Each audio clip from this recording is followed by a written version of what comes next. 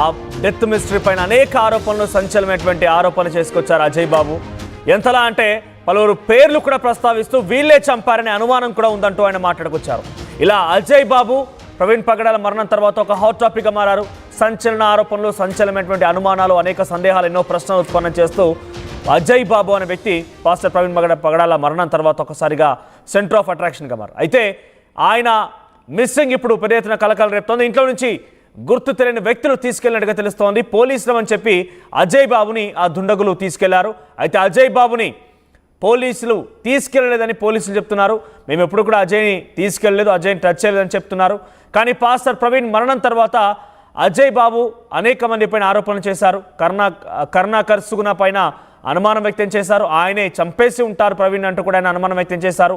తుక్రాం gate police స్టేషన్లో అజయ్ బాబు పైన case కూడా నమోదైంది. అంటే పలువురు పైన అనుమానాలు వ్యక్తం చేస్తూ బహిరంగంగా పేర్లు చెప్పడం, వీళ్ళే చేసి ఉంటారని చెప్పి కొన్ని సంచలనమైనటువంటి ఆరోపణలు చేయడంతో ఆ పాస్టర్ ప్రవీణ్ పగడాల మరణం పైన డైరెక్ట్గా వీళ్ళే చంపేశారని కూడా వారంతా చెప్పడంతో అజయ్ పైన పెద్ద ఎత్తున కేసులు నమోదయ్యాయి. తుక్రాం గేట్ పోలీస్ స్టేషన్లో కేసులు నమోదయ్యాయి. కానీ పోలీసులు మాత్రం మేము అజయ్ అదుపులోకి తీసుకోలేదు, అజయ్ని అరెస్ట్ చేయలేదని చెప్తున్నారు. ఒకసారి అజయ్ ప్రవీణ్ పగడాల మరణం తర్వాత ఎంతటి సంచలనమైన ఆరోపణలు చేశారో మీరు కూడా చూడండి. ప్రవీణ్ పగడాల గారు ఒక నార్మల్ పర్సన్ కాదు. ఆయన క్రైస్తవ సమాజం మొత్తానికి గొంతులాగా నిలబడినటువంటి వ్యక్తి. ఇప్పుడు ఏమంటున్నారు బయట అంటే 2027లో జమిలీ ఎన్నికలు జరగబోతున్నాయి కాబట్టి క్రైస్తవులకు సంబంధించినటువంటి తలల్ని తీసే కార్యక్రమాన్ని మొదలుపెట్టారు. అందులో భాగంగానే ప్రవీణ్ గారిని అడ్డు తప్పించారు.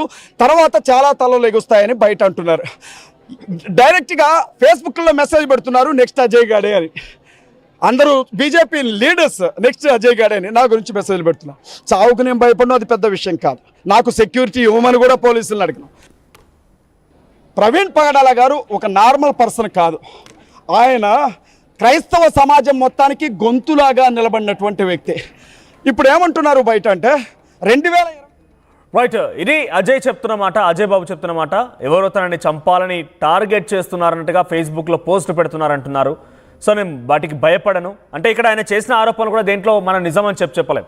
జమిలీ ఎన్నికలు వస్తున్నాయి కాబట్టి క్రైస్తవుల తలలు తీయాలని చెప్పి ఎవరో మాట్లాడుకున్నారట. మరి నిజంగా మీకు అనుమానం కనుక ఉంటే డెఫినెట్గా పోలీస్ స్టేషన్లో కంప్లైంట్ ఇవ్వాల్సింది, లేదంటే పోలీసులకు ఫిర్యాదు చేయాల్సింది, మరి వ్యక్తులు ఎవరో కూడా నిర్దిష్టంగా చెప్పాల్సింది. అయితే ఇదొకటే కాదు, ప్రవీణ్ పగడాల మరణం పైన కూడా ఆయన సంచలన వ్యాఖ్యలు చేశారు. కొంతమంది వ్యక్తుల పేర్లు ఉపయోగిస్తూ ఆయన వీళ్ళే చంపేసి ఉంటారని కూడా అనుమానం వ్యక్తం చేశాడు. కరుణాకర్ సుగుణ, ఆ తర్వాత మరొక రాధా మనోహర్ దాస్, ఇద్దరి పేర్లు ఉపయోగిస్తూ ఆయన వీళ్ళే చంపేసి ఉంటారంటూ కూడా మాట్లాడుకొచ్చారు. అదేంటో చూద్దాం. శివశక్తి కరుణాకర్ సుగుణ పాస్టర్ గారు చనిపోయిన వెంటనే ప్రవీణ్ పగడాల గారు చచ్చిపోయాడు, వాడు చచ్చిపోయాడా, ఎవరు చంపారు, ఎందుకు చంపారని పోస్ట్ పెట్టాడు శివశక్తి కరుణాకర్ సుగుణ. అనుమానితుల లిస్టులో వాడిని పెట్టారా? రాధా మనోహర్ దాస్ అనే వ్యక్తి మీద 2 రోజుల క్రితమే రాజమండ్రిలో ధవళేశ్వరం దగ్గర పెద్ద ఎత్తున క్రైస్తవులు ఒక ర్యాలీ చేశారు. వాడికి సంబంధించినటువంటి మనుషులు ఎవరైనా కుట్రపూరితంగా ఈ పని చేశారా? ఆయన ఇక్కడ మీటింగ్కి వస్తున్న విషయం తెలిసిన వాడు ఎవడో పక్కా ప్రణాళికాబద్ధంగా చేసినటువంటి పనిది. దీని వెనక పెద్ద తలలు ఉన్నాయి, బయటికి రావాలా? పోలీసులు న్యాయం చేస్తారని మేము నమ్ముతా ఉన్నాం. అయితే కరుణాకర్ సుగుణ, రాధా మనోహర్ దాస్ వీళ్ళే చేసి ఉంటారు, వీళ్ళకి సంబంధించిన వాళ్ళు ఎవరైనా చేసి ఉంటారని ఒక అనుమానాన్ని కూడా ఆయన వ్యక్తం చేస్తున్నాడు. ఇటువంటి సంచలనమైన ఆరోపణలు చేశారు. ఒకసారి ఈ మాటల తర్వాత అజయ్ బాబు పైన తుక్రాం గేట్ పోలీస్ స్టేషన్లో ఫిర్యాదు నమోదైంది. ఆ ఫిర్యాదు కాపీ మనం చూస్తున్నాం ఆర్టీవీ స్క్రీన్ పైన. Activist Roman Catholic Ajay Babu. So అక్కడ చూడండి, Praveen Pagadala death portraying on dead body as a murder. ఇలా I would like to bring to your kind information about the conspired pastor Ajay Babu. So Ajay Babu చేసిన ఆరోపణల పైన ఒక కంప్లైంట్ నమోదైంది. ఆ తర్వాత ఆ కంప్లైంట్ కాపీని మీరు 2 బాక్స్లో ఆర్టీవీ స్క్రీన్ పైన చూస్తున్నారు. So request for necessary action against pastor Shri Ajay Babu. So ఆ రిక్వెస్ట్ని పోలీసులు తుక్రాం గేట్ పోలీస్ స్టేషన్లో నమోదైనటువంటి కంప్లైంట్ కాపీని కాస్త ఎఫ్ఐఆర్గా ఆ రైట్ సైడ్ బాక్స్లో చూస్తున్నారు కదా, ఎఫ్ఐఆర్ నమోదైంది. ఆ ఎఫ్ఐఆర్ కాపీ మీరు రైట్ సైడ్ బాక్స్లో చూస్తున్నారు. అయితే కంప్లైంట్ ఇచ్చింది ఎవరు? కంప్లైంట్ ఇచ్చిన వ్యక్తి ఆర్టీవీతో ఎక్స్క్లూజివ్గా మాట్లాడుకొచ్చాడు. ఆయన ఏం చెప్తున్నారో చూద్దాం.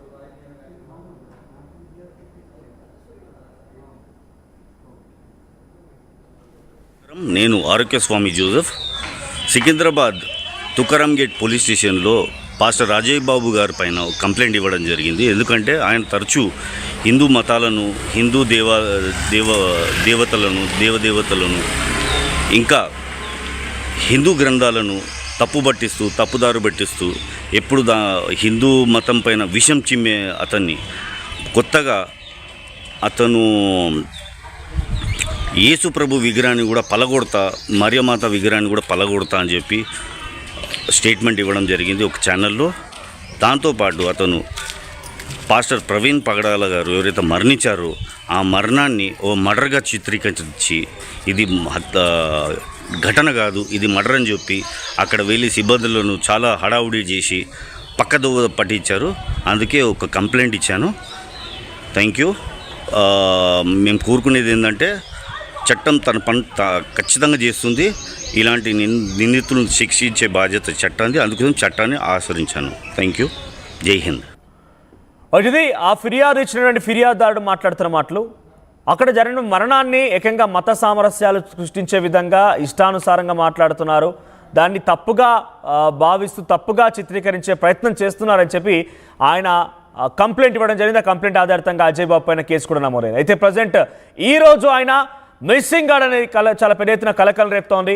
గతంలో ఆయన ఆర్టీవీతో కూడా మాట్లాడుతున్న సమయంలో తనని ఎవరో చంపాలని చూస్తున్నారు, నెక్స్ట్ నేనే టార్గెట్ అన్నట్టుగా చాలామంది ఫేస్బుక్లో పోస్ట్ పెడుతున్నారని చెప్తున్నారు. మరి ఇది ఆ పోస్ట్ పెట్టిన వారి పనేనా, లేదంటే ఇంకేదైనా జరిగి ఉంటుందా? అయితే పోలీసు అయితే చాలా క్లియర్గా మేము తనని అరెస్ట్ చేయలేదు అని చెప్తున్నారు. ఖమ్మం పోలీసులు మేము అదుపులోకి తీసుకోలేదని చెప్తున్నారు. మరి ఆయన అరెస్ట్ చేశారా, కిడ్నాప్ చేశారా, ఇంకెవరి పనైనా అయి ఉంటుందా?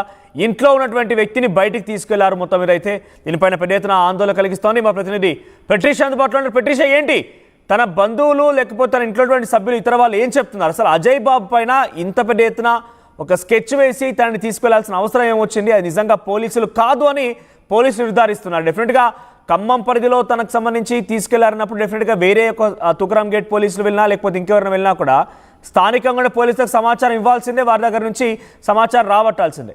ఉన్న పలంగా ఆయన కనిపించకపోవడం పైన అనుమానం వ్యక్తమవుతోంది. వారి కుటుంబీకులు ఏం చెప్తున్నారు? అప్డేట్స్ ఏంటి?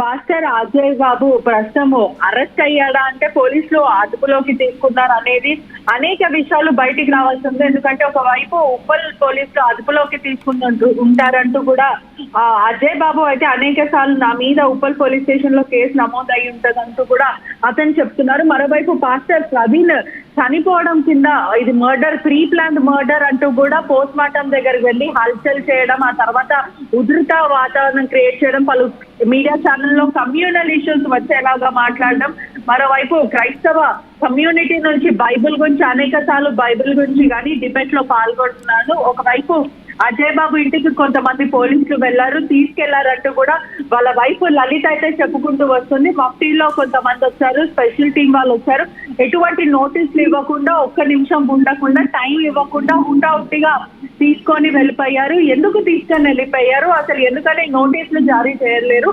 హుటాహుటిగా ఇంట్లో నుంచి 7:30 ప్రాంతంకి సాయంత్రం వచ్చి నిన్న తీసుకొని వెళ్ళిపోయారు. అసలు అరెస్ట్ చేసిన ఉప్పల్ పోలీసులా లేకపోతే మఫ్టీలో వచ్చిన వాళ్ళు ఎవరు, అసలు నిజంగానే పోలీసుల అనుమానం వ్యక్తం అవుతుందంటూ వాళ్ళ భార్య చెప్తుంది. మరోవైపు చూసుకుంటే తుకారం గేట్ వద్ద అజయ్ బాబు పైన ఎఫ్ఐఆర్ అయితే నమోదైంది.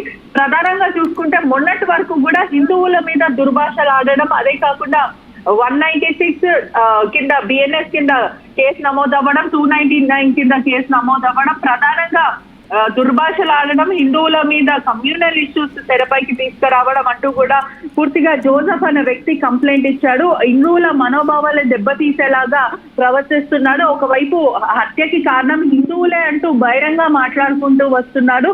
ఒకవైపు క్రిస్టియన్ సోదరులకి మరి హిందువులకి గొడవలు పెడుతున్నారు పాస్టర్ అంటూ పూర్తిగా చెప్పుకుంటూ వచ్చాడు. ఒకవైపు జోసెఫ్ అనే వ్యక్తి కూడా క్రిస్టియన్ అని అయితే ప్రధానంగా తెలుస్తుంది. నేను ఒక క్రిస్టియన్ ని, క్యాథలిక్ ని, మరో క్రిస్టియన్ సోదరుడు ఇలా మాట్లాడడం, హిందువుల మీద వెళ్ళిపోవడం, అదే కాకుండా కమ్యూనల్ ఇష్యూస్ తెరపైకి తీయడం, మత విభేదాలని ఇతను తెరపైకి తెస్తున్నారు, హిందువులకి క్రిస్టియన్లకి కావాలనే గొడవలు పెడుతున్నారు అంటూ జోసెఫ్ చెప్పుకుంటూ వచ్చాడు. ప్రధానంగా చూసుకుంటే హిందువుల మతాల గురించి దుర్భాషను ఆడడం, హిందూయిజం గురించి, హిందూ ఆర్గనైజేషన్స్ గురించి ఖచ్చితంగా దుర్భాషలు ఆడుతూ బ్లేమ్ చేయడం, అంటే హిందువులే ప్రధానంగా కారణం, పాస్టర్ పాస్టర్ ప్రవీణ్ పగడాల చనిపోవడానికి కొంతమంది హిందువుల పేర్లు తీసి హిందువుల వల్లనే చనిపోయాడంటూ కమ్యూనల్ ఇష్యూస్ తెరపైకి తెరుస్తున్నాడు. ప్రధానంగా చూస్తే మనోహర్ దాస్ పైన, కరుణాకర్ పైన, వీళ్ళందరి పైన కూడా అతను పేర్లు చెప్పాడు. ఎటువంటి ఏ సమయానికి తన కుటుంబీకులు ఏం చెప్తున్నారు? ఏ సమయానికి పాస్టర్ అజయ్ బాబు ఇంట్లోకి వచ్చారు? వాళ్ళు ఏం చెప్పి తీసుకువెళ్లారు? ఎలా కన్విన్స్ చేశారు? ఆయనని బలవంతంగా లాక్కొని వెళ్ళారా? కుటుంబీకులు ఎవరైనా బెదిరించారా? తనతో పాటు ఆ సమయంలో ఎవరున్నారు? ఆయన సీసీటీవీ వీడియో కానీ ఫుటేజ్ ఏదైనా కనబడుతోందా? కుటుంబీకులు ఏం చెప్తున్నారు? అంటే అంత ఉన్న పలంగా తీసుకెళ్తుంటే చూస్తూ ఉండిపోవాల్సి వచ్చిందా? అసలు భయభ్రాంతులలో లోని చేస్తారా? పోలీసులమని చెప్పారా? ఎస్, ఒకవైపు సుమారుగా సాయంత్రం 7:30 ఆ టైంలో వచ్చారు. ప్రధానంగా వాళ్ళ భార్య లలిత ఇంట్లో ఉంటే హఠాత్తుగా మఫ్టీలో పోలీసులు వచ్చి తీసుకెళ్లారు. మీ మీద కేసు నమోదైందని చెప్పారు, కానీ ఎక్కడ కేసు నమోదైంది, ఎందుకు నమోదైంది, ఎటువంటి సెక్షన్స్ కింద కేసు పెట్టారా, అరెస్ట్ చేస్తారా లేకపోతే ఏంటి అని ప్రిలిమినరీ ఇన్ఫర్మేషన్ కూడా ఇవ్వకుండా హఠాత్తుగా అతని ఫోన్ నంబర్ కూడా, అంటే ఏదైతే ఫోన్ ఉందో ఆ ఫోన్ కూడా తీసుకొని వెళ్ళిపోయారు. అట్లీస్ట్ ఏ స్టేషన్ తో కూడా చెప్పలేరు. నా భర్తకి నా పిల్లలని చూపించాలి, ఏ స్టేషన్ అనేది కూడా ఇప్పటి వరకు నాకు ఎటువంటి సమాచారం లేదంటూ భార్య చెప్పుకుంటూ వచ్చింది. ఆర్టీవీ చేతిలో ఎక్స్క్లూజివ్ గా ఎఫ్ఐఆర్ అయితే నమోదైంది. ఏదైతే కేసు అతని పైన నమోదైందో మన దగ్గర ఎఫ్ఐఆర్ ఉంది. పూర్తిగా చూసుకుంటే అనేక సెక్షన్లు, అంటే 3 ఏళ్ళు శిక్ష పడేలాగా సెక్షన్స్ అయితే నమోదు చేశారు. ప్రధానంగా డెరోగేటివ్ కమెంట్స్ చేయడం, హిందువుల మనోభావాలు దెబ్బతీయడం, ఒక రిలీజియన్స్ గురించి తప్పుగా ఇన్సల్టింగ్ గా మాట్లాడడం, రిలీజియస్ బిలీఫ్ పైన కూడా అగేనెస్ట్ మాట్లాడడం వల్ల ఇంప్రిజన్మెంట్ 3 ఏళ్ళు జైలు శిక్ష మరి ఫైన్ పడే అవకాశాలు ఉంది ఒకవేళ నేరం రుజువు అయితే. మరోవైపు ఒకవైపు చూసుకుంటే కూడా ప్రధానంగా ఏదైతే డిఎస్పీ కూడా కాల్ చేశాడు. మరోవైపు పాస్టర్ ప్రవీణ్ పగడాల చనిపోవడానికి నీ దగ్గర ప్రధాన కారణం ఏవైతే ఉంది, నీ దగ్గర ఎటువంటి ఎవిడెన్స్ ఉంది, ఖచ్చితంగా అది చూపించాలంటూ రాజమండ్రి పోలీసులు కూడా కాల్ చేశారని కూడా పూర్తిగా తెలుస్తుంది. మీరు మీడియాలో వెళ్ళి మాట్లాడుతున్నారు, మరి ఏ ఆధారాలు ఉన్నాయి మీ దగ్గర? హిందువులు చనిపోయారు, ప్రధానంగా కొంతమంది పర్సన్స్ నేమ్స్ అయితే మీరు తీసి మాట్లాడుతున్నారు, వాళ్ళే చంపారని మీ దగ్గర ఎటువంటి ఎవిడెన్స్ ఉంది? అది ఖచ్చితంగా పోలీస్ ఇన్వెస్టిగేషన్ లో మీరు ఆ ఎవిడెన్స్ అంతా చూపించాలని చెప్తున్నారు. మరోవైపు ఒకవైపు రాజమండ్రి పోలీసు, హైదరాబాద్ పోలీసు కూడా పలు పాస్టర్లకి ఎవరైతే ఈ కమ్యూనల్ ఇష్యూస్ తెరపైకి తెస్తున్నారో విజయ్ ప్రసాద్ రెడ్డికి కానీ, లేకపోతే ప్రధానంగా ఈ పాస్టర్ అజయ్ కుమార్ కి కానీ, వీళ్ళందరికీ కూడా నోటీసులు జారీ చేశారు. ప్రస్తుతం అజయ్ కుమార్ ఎవరైతే తుకారం గేట్ లో కేసు నమోదైంది, మనకున్న సమాచారం మేరకు తుకారం గేట్ పోలీసులు తీసుకెళ్లారు విచారణ కోసం అంటూ కూడా ప్రధానంగా తెలుస్తుంది. రైట్ పెట్రిషా, సో మొత్తం మీద ఖమ్మంలో పాస్టర్ అజయ్ బాబు మిస్సింగ్ కలకలం రేపుతోంది. పాస్టర్ ప్రవీణ్ పగడాల మరణం తర్వాత అజయ్ బాబు ఒకసారిగా హాట్ టాపిక్గా మారారు. ఆయన అనేక ఆరోపణలు చేసుకొచ్చారు. ఇది ముమ్మాటికి హత్య అని చెప్పారు. ఏకంగా కొంతమంది కావాలని టార్గెట్ చేశారు. జమిలీ ఎన్నికలు వస్తున్నాయి కాబట్టి క్రైస్తవుల తలలు లేపేసే కార్యక్రమం కొనసాగుతుంది. రేపటి రోజున టార్గెట్ నేను, అంటే అజయ్ బాబాయ్ టార్గెట్ అన్నట్టుగా కూడా చాలామంది ఫేస్బుక్లో పోస్టులు పెడుతున్నారు. బీజేపీ టాప్ లీడర్స్ అంటూ కూడా కొంతమంది పేర్లు కూడా ప్రస్తావించాడు ఆయన. సో ఆ తర్వాత ఇప్పుడు అజయ్ బాబు తన ఇంట్లో నుంచే కొంతమంది దుండగులు తీసుకెళ్ళినట్టు తెలుస్తోంది. మరి వారు పోలీసులా, ఇంకేదైనా జరిగి ఉంటుందా అనేది మాతో అనుమానం వ్యక్తమవుతుంది. కానీ ఖమ్మం పోలీసును ఆశ్రయించినప్పుడు మాకు ఎటువంటి సమాచారం లేదు, పోలీసులు తనని తీసుకెళ్లారన్నట్టుగా చాలా క్లియర్గా